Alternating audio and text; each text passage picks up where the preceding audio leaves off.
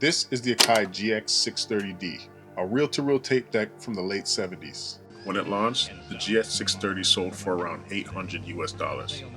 Serious money back then, equal to well over $2,000 today. This wasn't a casual purchase, it was a statement piece aimed at audiophiles and semi-pro recorders who wanted studio-level sound at home. What made this special was Akai's use of their signature GX, or glass, and Zatal, I don't even know what that word is, and ferrite heads.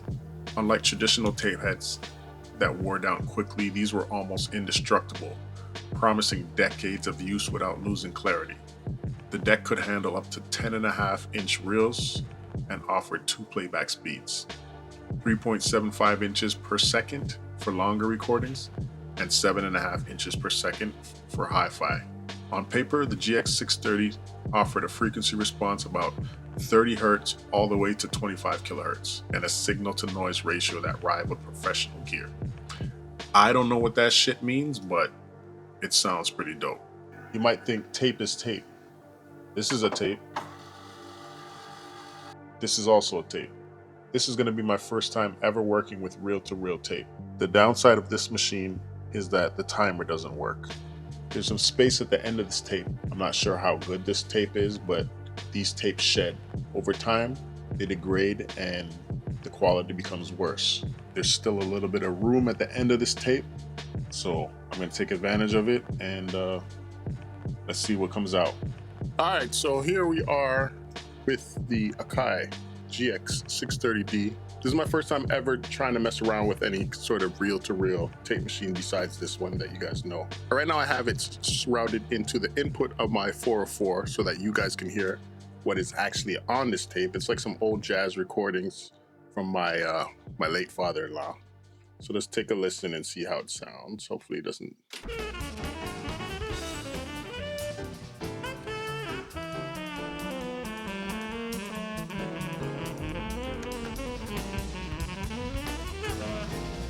So it seems to be only coming out of one side, but let's mess around with some of the settings. So reel size, these are 10-inch reels. Speed, it must have been recorded at 7.5. So you can go 3 3/4, which is kind of what I'm thinking to do, is to record at 7.5, slow it down and, you know, get a different vibe. For some reason, like I said, it's only coming out of one side. I don't know if that's the recording or the machine. So there is some space at the end. And if you're wondering, I'm going to run some drums through it, record it onto tape, and then run it back through, and then, you know, let's see if there's a big difference. So I kind of have to fast forward to the end of the tape where there's blank space. I did not buy a brand new tape because I don't even know if this works, to be honest. But if you're seeing this video, it works.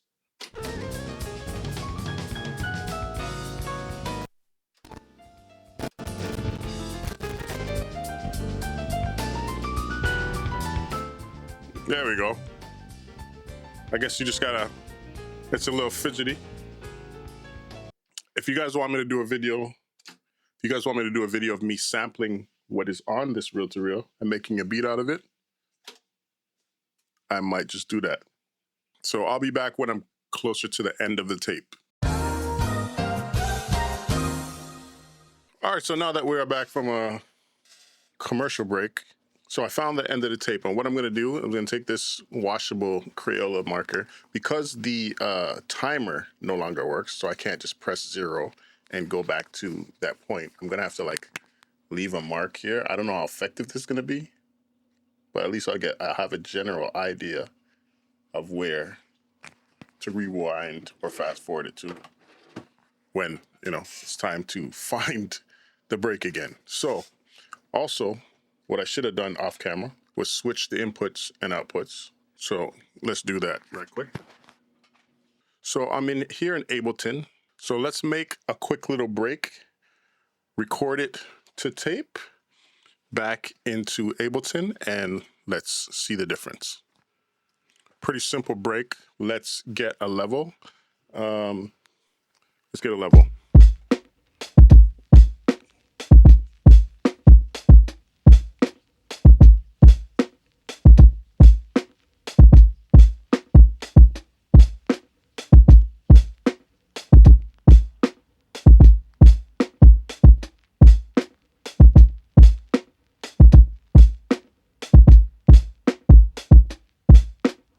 Okay, and also what I'm gonna do is speed this up a lot because I want to slow it down to 3 3/4.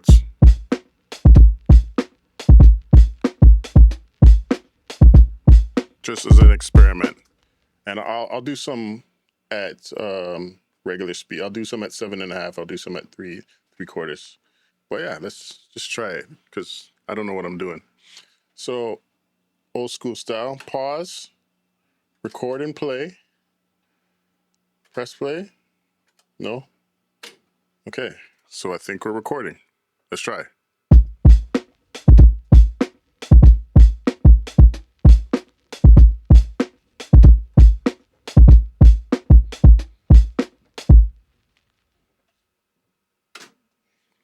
That's a pause.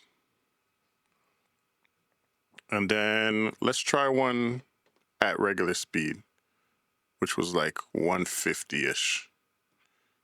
Just get the tape saturation without having to slow it down.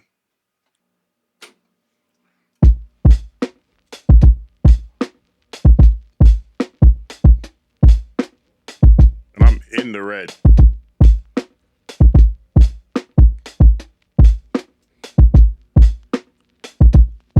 I don't know if I'm too far in the red, but we'll find out.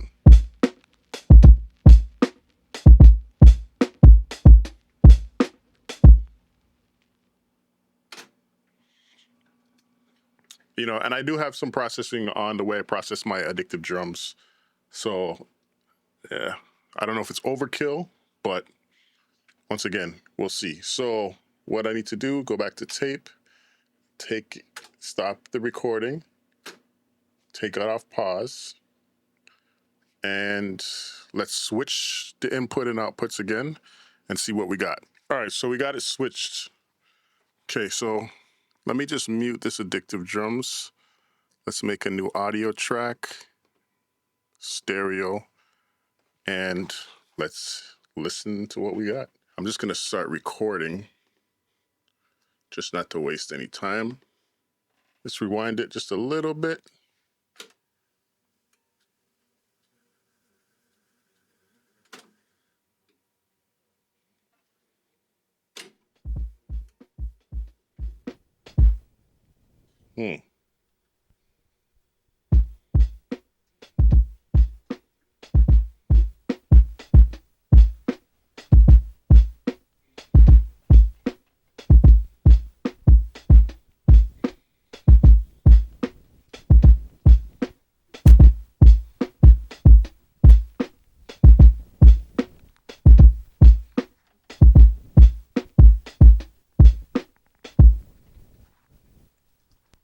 All right, so there's definitely something there.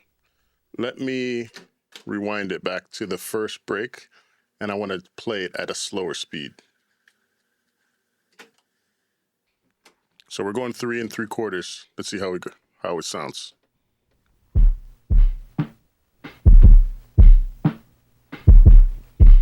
Wow.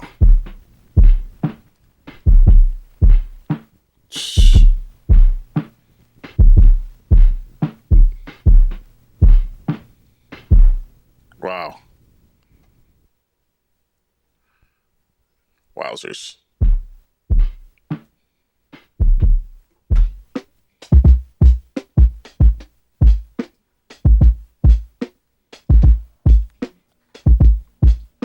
Regular speed is good enough.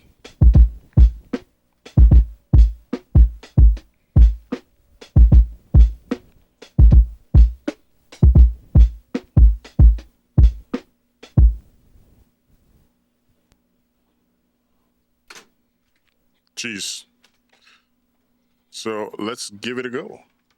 And this thing is very noisy. I think the connections need to be clean. So I'm going to actually unplug it just so it doesn't interfere with my sound. So let's hear what we got.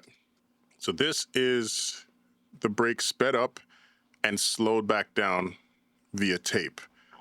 Let's turn up the gain.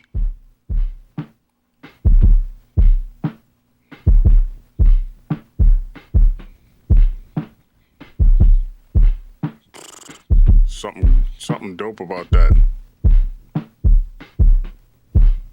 So if I have it on repitch now, I could speed it up.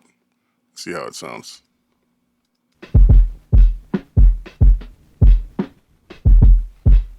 Jeez.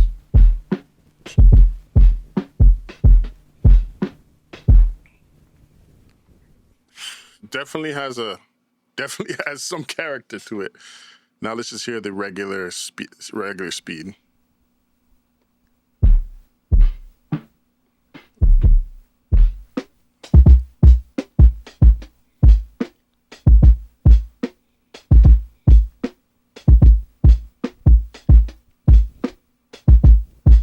All right, so let's A/B it.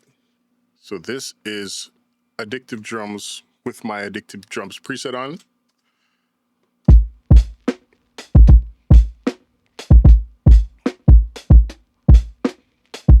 Transients are hitting very hard, too hard, actually. And then this is same preset, just running through tape and then back into Ableton.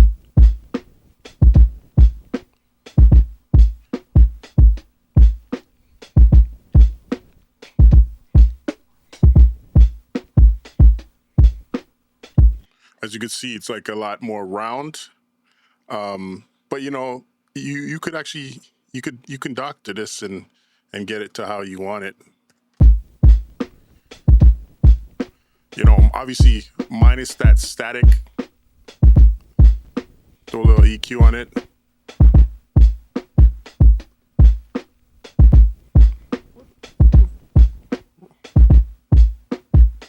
Roll a little bit of that low end off.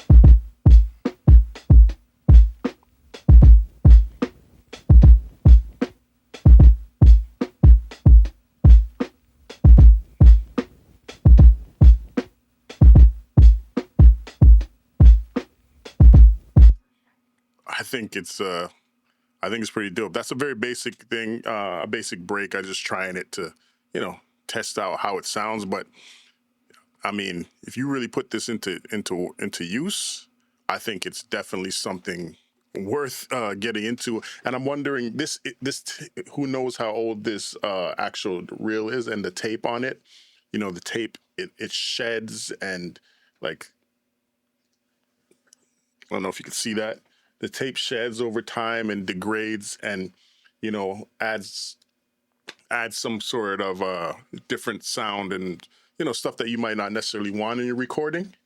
But I think if I got a new tape from RTM, they're making new reel-to-reels nowadays. If I was to do that and then possibly try this again, I feel like I could actually master a beat tape on this. Let me know if you guys want to see that, because I'm very curious to try that. You know, just do all the processing regularly in Ableton before it goes to master, run it through the tape, record it back in there, and then master it. I think it's a successful experiment.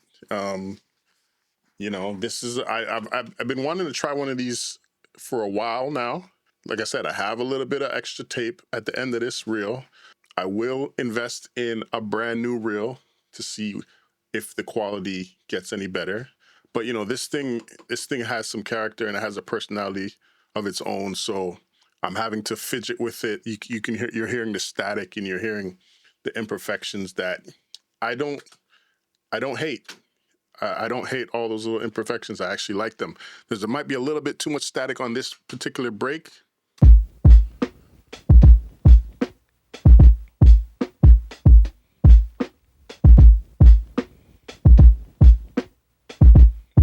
But I mean, it's usable. You know what I mean? Like if that's under a sample and it's giving that vintage sound, then you know the job's finished. You know, like that's an successful vintage sound because you're actually running it through analog gear, and there's something about using tangible pieces of media, that's like vinyl, cassette, reel to reel, actual instruments, synths, pianos. It just gives it this character that I still feel that digital cannot duplicate as yet, but I mean, to each his own.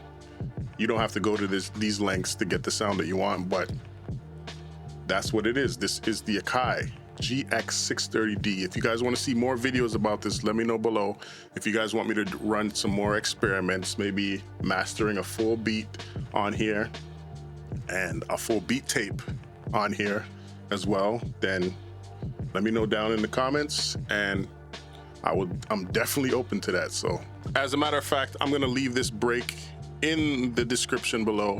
I'll leave the A and the B so you can hear the difference for yourself. Leave it down for free in the description. The first pinned comment will be this break.